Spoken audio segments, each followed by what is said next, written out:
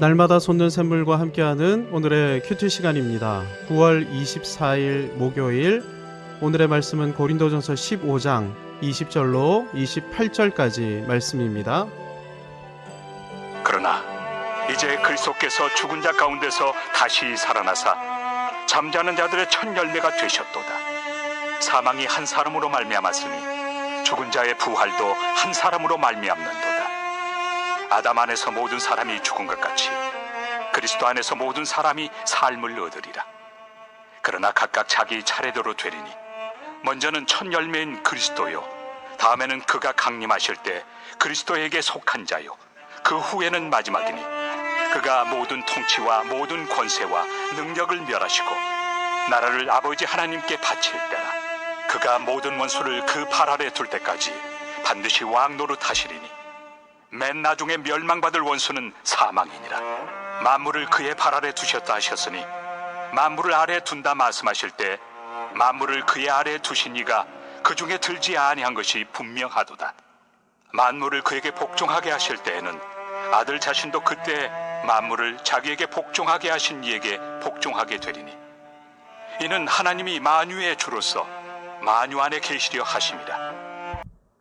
고린도전서 15장을 부활장이라고 합니다. 잘 아시는 것처럼 고린도전서 12장은 은사장, 13장은 사랑장, 14장은 방언 예언장입니다. 모든 성경이 감동된 하나님의 말씀이지만 특정한 장을 가리켜 부활장, 사랑장, 은사장 이런 식으로 부르는 성경은 고린도전서 이외에 히브리서 11장 믿음장 정도입니다. 그만큼이나 고린도전서에는 중요한 주제를 다루는 유명한 장이 많은 것인데요. 고린도전서에 유독 중요한 주제를 다루는 유명한 장이 많은 이유가 무엇일까요? 분명한 정리가 없는 한 고린도 교회는 혼란과 혼돈에 머물러 있을 수밖에 없는 상태에 있었기 때문입니다. 바울은 고린도 교회의 문제를 해결하기 위해 고린도전서에서 그 문제의 성경적 답을 분명하고 깔끔하게 정리하고 있는 것입니다. 물론 고린도 교회는 처음에는 굉장히 건강하고 순전한 교회였습니다. 사도행전 18장 10절을 보면 고린도에 있던 바울에게 주님께서 이 성중에 내 백성이 많음이라 이렇게 말씀하셨습니다. 그러니까 고린도 교회는 많은 수의 성도가 함께 공동체를 이룬 교회였습니다. 고린도 교회는 성도 수가 많았을 뿐 아니라 복음과 진리를 향한 순전한 열정까지 가진 교회였습니다. 바울이 전해주는 복음과 진리를 전해주는 대로 받아서 적용하는 교회였던 것입니다. 그래서 바울은 1년 반이나 머물러 있으면서 고린도 교회를 목양했는데요. 바울이 이렇게나 오랜 기간 동안 직접 교육하고 훈련시켰던 교회가 그리 많지 않습니다. 에베소 교회에서의 2년 사역 이외에 가장 오랜 동안 사역한 교회가 고린도 교회였습니다. 바울이 어떤 인물입니까? 교회 역사상 가장 지적이고 가장 열정적인 분들 중에 한 분이죠.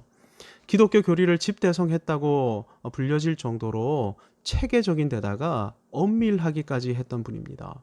이런 바울로부터 직접 복음을 듣고 말씀을 배운 교회였으니 고린도 교회는 기초가 굉장히 탄탄한 교회였음이 분명합니다. 하지만 이랬던 교회도 순식간에 엉망진창인 교회, 문제투성이의 교회로 전락할 수 있습니다. 고린도전서가 그 증거입니다. 과거 그 교회가 어떤 교회였던지 간에 십자가 복음에서 이탈하게 되면 그 즉시 교회는 고린도 교회처럼 되고 마는 것이죠. 종교개혁의 찬란한 유산을 물려받은 유럽 교회를 떠올려 보십시오. 위대한 하나님의 사람들이 하나님 나라를 세웠던 유럽이 지금은 어떻습니까? 예배당은 텅텅 비어있고 세상은 유럽 세계는 온갖 성적 타락과 마약, 가정해체, 자살 등으로 폐허 상태로 전락한 상태에 있습니다. 지금 우리도 마찬가지입니다. 과거 내가 어떤 사람이었는지가 중요하지 않습니다. 지금 십자가 복음에 매여 있는가, 여전히 십자가 복음을 붙들고 있는가가 중요합니다.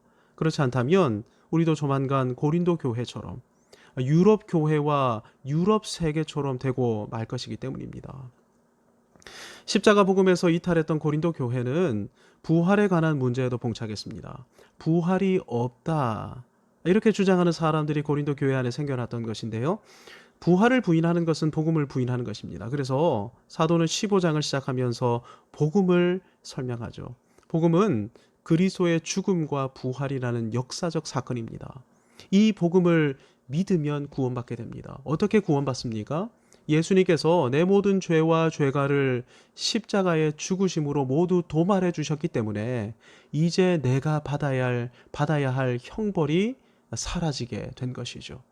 저주와 죽음으로부터 자유케 된 것입니다. 그 증거가 무엇입니까? 부활입니다. 죄와 죽음을 이기시고 부활하신 주님의 부활이 나의 부활이 되는 것이죠. 십자가 죽음은 역사적 사건이 분명합니다. 수많은 증인들이 있었기 때문입니다. 그런데 과연 부활은 역사적 사실이 맞습니까? 네, 그래서 사도는 부활의 증인들을 15장을 시작하면서 소개했던 것입니다. 부활을 목격한 사람들이 있다면 부활은 확실한 역사적 사실이 되는 것이죠. 예수님의 동생 야고보, 사도들, 500여 형제들이 부활의 증인들입니다. 무엇보다 바울 자신이 부활하신 그리스도를 만나 회심에 이른 장본인이죠. 그만큼 부활은 확실합니다. 부활이 없다면 바울도 없는 것이고, 부활이 없다면 바울의 모든 생애와 그가 펼쳤던 모든 사역은 무의미한 것이 되고 맙니다. 하지만 부활이 확실하기에 바울의 사역에는 부활의 능력, 복음의 능력이 나타났습니다. 이 복음의 능력 가운데 세워진 무수한 교회들 가운데 하나가 고린도 교회였던 것이죠. 부활 신앙이 흔들리면 인생도 흔들리고 가정도 흔들리고 교회도 흔들립니다. 왜 그렇습니까? 부활 신앙이 희미해지면 죽음이 두려워지기 때문입니다. 죽음과 동시에 내 인생이 사라진다? 부활 신앙이 흔들리면 내세가 사라지고, 내세가 사라지면 현세가 전부가 되는데, 이렇게 생각하면 죽음은 내 전부인 현세를 빼앗아 가는 것 아닙니까? 이렇게 생각하고 살아가는 사람은 다가오는 죽음 앞에서 바들바들 떨며 살게 됩니다. 이렇게 믿고 살아가는 사람들에게는 현세의 삶에도 두려움이 임합니다. 죽음은 언제 다가올지 모르는데 언제 어디에서 죽음이 찾아올지 모르고, 그래서 내 인생이 끝장날지 모르니 죽음에 대한 공포 가운데 평강을 잃어버리고 전전긍긍하면서 불안한 나날들을 보내게 되는 것입니다. 하지만 부활을 확신합니다. 이런 사람에게 죽음은 영원한 생명으로 이어지는 관문이죠. 따라서 부활을 확신하는 사람은 살아가면서도 부활 생명을 소유한 채 기쁨과 즐거움으로 담대히 살아갈 뿐만 아니라 죽을 때는 이렇게 생각하는 것입니다. 이제 죽음의 문을 통과하게 되면 영원한 천국이 시작되겠구나. 이렇게 믿고 생각하니 죽음을 오히려 더욱 사모하게 되는 것입니다. 이 땅에서 우리 육체는 연약합니다. 늙고 병들기 마련인데요. 하지만 죽고 부활한 다음에 우리 몸은 썩지 않고 쇠하지 않으며 병들지 않는 완전한 몸으로 부활하게 됩니다. 그러니 죽음을 더욱더 사모하게 돼 있는 것이죠. 부활을 믿는 사람은 살아도 부활 생명을 누리고 죽을 때는 더욱 부활의 소망으로 기대하고 사모하며 기뻐하고 즐거워하게 되는 것입니다. 여러분, 이것이 부활 신앙으로 말미암아 누리는 복음의 삶, 능력의 삶입니다. 고린도 교회 안에는 부활을 부인하는 사람도 있었지만 부활을 잘못 믿고 잘못 적용하는 사람들도 있었습니다. 부활이 확실하다면 죽는 것 신경 쓰지 말고 마음대로 마음껏 살아가자. 이렇게 부활을 잘못 믿고 잘못 적용함으로 거룩하고 성결한 삶, 윤리적인 삶에서 이탈하는 삶을 살았던 사람들이 등장했던 것입니다. 그래서 본문에서 바울은 부활을 가리켜 열매라고 말씀합니다. 20절을 보시기 바랍니다. 그러나 이제 그리스도께서 죽은 자 가운데 다시 살아나사 잠자는 자들의 첫 열매가 되셨도다. 부활을 믿고 부활에 참여하는 사람은 부활하신 예수님께서 보이신 삶의 열매와 똑같은 삶의 열매를 맺으며 사는 것이 마땅하다는 것입니다. 한 나무에 사과 열매가 맺히면 우리는 그 나무가 사과나무임을 알게 됩니다. 그리고 이렇게 기대하죠. 이제 이런 탐스러운 사과들이 풍성히 결실하겠구나. 부활하신 주님은 처음 열매이십니다. 따라서 부활을 믿고 부활에 참여한 사람은 예수님이 맺으신 열매와 똑같은 삶의 열매를 결실하며 사는 것이 당연하게 되는 것이죠. 그렇다면 부활하신 주님이 맺으신 삶의 열매가 무엇입니까? 28절을 보시기 바랍니다. 만물을 그에게 복종하실 때에는 아들 자신도 그때에 만물을 자기에게 복종하게 하신 이에게 복종하게 되리니 이는 하나님이 만유의 주로서 만유 안에 계시려 하심이라.